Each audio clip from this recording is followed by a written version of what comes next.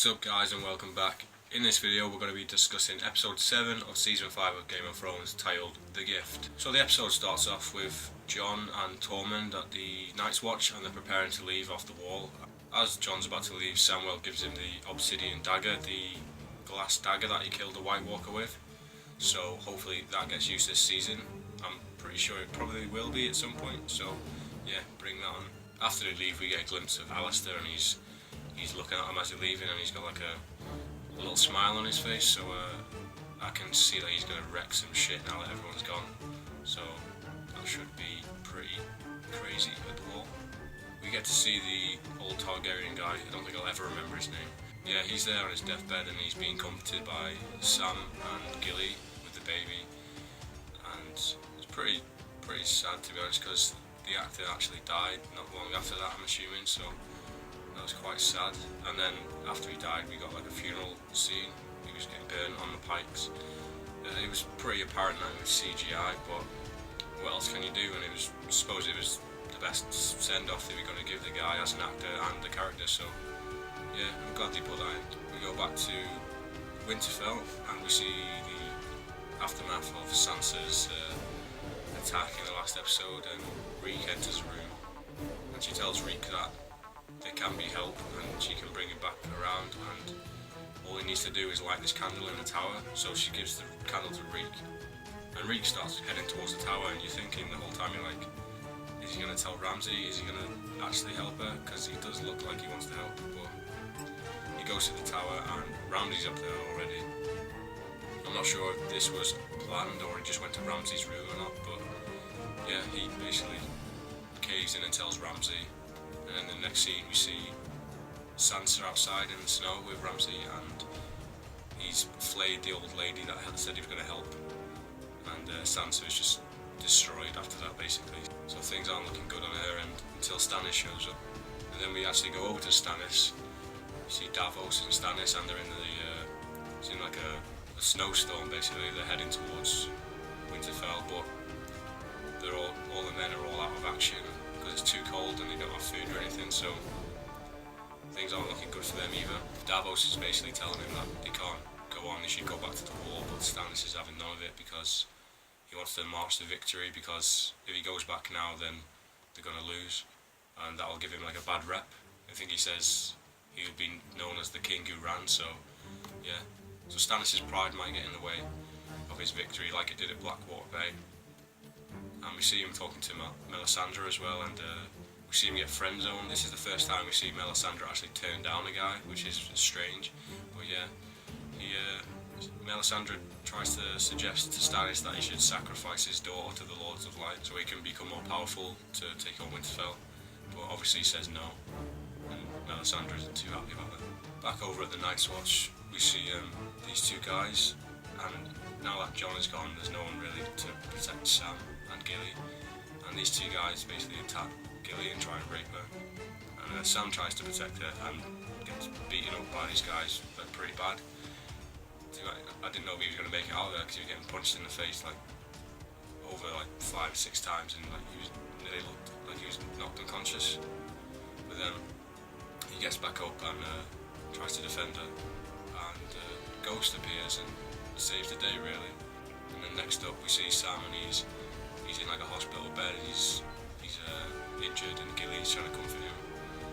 And he finally gets laid, so now that gives us an opportunity for him to die now that he's got what he wanted. So hopefully that doesn't happen, but there's not been really any big deaths this season yet, and I can see Sam being one that people would care about. We head back over to the pirates who have got Jorah and Tyrion captured, and they're doing like a slaves auction, selling them off. And the main guy, Mr. Echo from Last, is over-exaggerating everything that they've said. He says that Jorah actually killed Khal Drogo and manages to get him sold for 20 gold coins. And obviously Tyrion doesn't want to be sold on his own to just random strangers, so he suggests that they're like a 2-part team and that he's a fighter. And he actually like pulls some guy down on the floor and starts beating him up.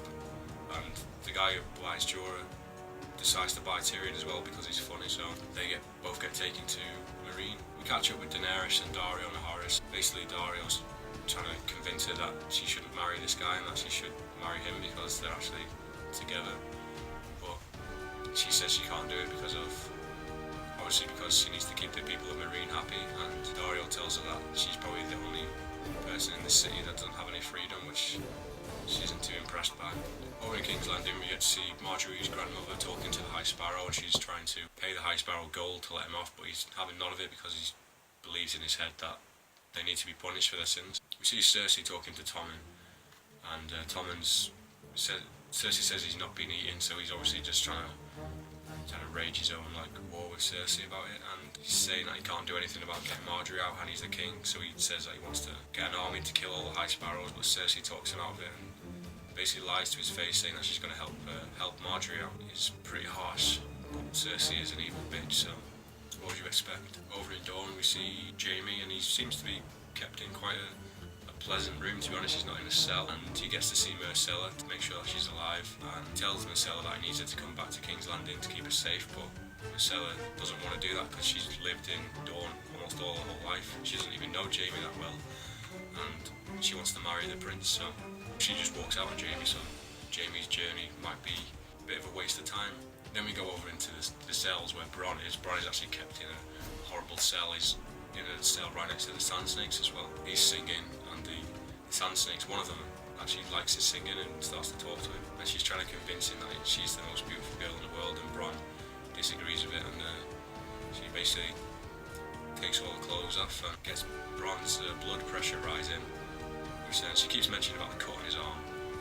This is something that I didn't want to happen, but I thought was going to happen because he said it on Throwing-Cast, and I've seen a lot of people on the internet talking about it, but yeah, she'd actually poisoned Bronn with the knife, and that the entire scene I had my hands on my face because I was just hoping to God that Bronn wouldn't die. Basically she had the antidote with her, so we had to say that she was the most beautiful in the world, and she threw him the antidote and he took it, and then he seemed to be fine, but I'm so glad that he's okay because he's probably one of the only characters that I actually care about not dying at the moment.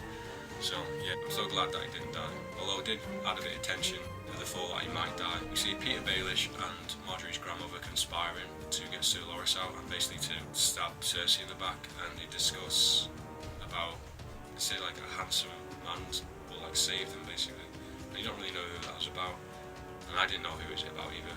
I was trying to think about it the whole episode, but I'll go back to that later on in the episode. One of the most entertaining scenes in the episode was when we go back up to the marina with the fighting pits, and we have Daenerys is front and centre watching the event, and there's just these guys, all these slaves, all just fighting to the death, and it's really gory, like people get stabbed through the neck, and Daenerys is not enjoying it one bit. She's watching it and she's just trying not to watch. She gets up and tries to leave at one point, but her husband basically tells her that's a tradition that she has to stay, so she sits back down. Meanwhile we see Tyrion and Jorah just next door watching the event as well. Jorah runs up and checks through the window just to see Daenerys basically. He decides to rush out and he slays every single person in the fighting pit. He slays about 6 guys just to prove himself to Daenerys, and he takes his hat off in front of her, thinking that she's going to approve of it. She starts smiling, but then as soon as she recognises who it is, she just tells them to get out of his sight, which is probably not the best thing that Jorah thought was going to happen, so he seems soul destroyed. But Tyrion actually saves the day for him and tells him that he's brought him as a gift, and he's Tyrion Lannister. So that storyline's going to start progressing now. I can't wait to see the interactions with Tyrion and Daenerys, because it was kind of a strange encounter in the first place, because they've never met before, and they're such big figures on different sides of the world. So yeah, I can't wait to see what happens next episode with them two. We see Marjorie in the King's Landing Red Keep cells, and Cersei goes to visit her and gives her a big venison to eat. First thing you're going to think is don't eat it because it's poisoned, so she does throw it back at her, but basically she's just taunting her the whole time, pretending to be nice that she's going to help her, but obviously she's just there to watch her in pain really. So if Marjorie does actually get out of the cells, I can see something actually happening between them two now, some kind of physical conflict, or one of them's going to get attacked or something. Climax of the episode, we have this scene. As soon as Cersei leaves the cells, she goes to see the High Sparrow. The High Sparrow's in this a chamber room, and they had this book on the table, and the whole time I was thinking, right, this is when Cersei's going to get fucked over for some reason, something to do with what Peter Baelish and Marjorie's grandmother had done. When I seen that book, I thought it might have been the book with all of Robert Baratheon's bloodline in it, and I thought somehow Peter Baelish might have told him about Gendry, and that the kids are actually Jaime Lannisters. So I thought that was going to be how she got caught out on being an incest. I assumed that they were going to bring someone out, so I didn't know if that was going to be Gendry either, which I was kind of hoping, but then it was actually her own cousin or nephew, I think it was a cousin, the High Sparrow guy. So he's basically told the High Sparrow about everything that's been happening with Cersei, so she's well and truly fucked, and she gets thrown into the cells, and I think she's going to have a trial too, so yeah, it's about time Cersei got some of her own medicine, and I cannot wait to see what happens in the next episode. So what did you guys think of the episode? Did you like it? Are you glad that Cersei's finally got some of her own medicine? How were you feeling during the bronze scene? Did you think he was going to die? Let me know down in the comment section. And if you haven't already, check out part 1 to 6, and subscribe if you want to see part 8 next week. Anyways, thanks for watching, and I'll see you guys next time.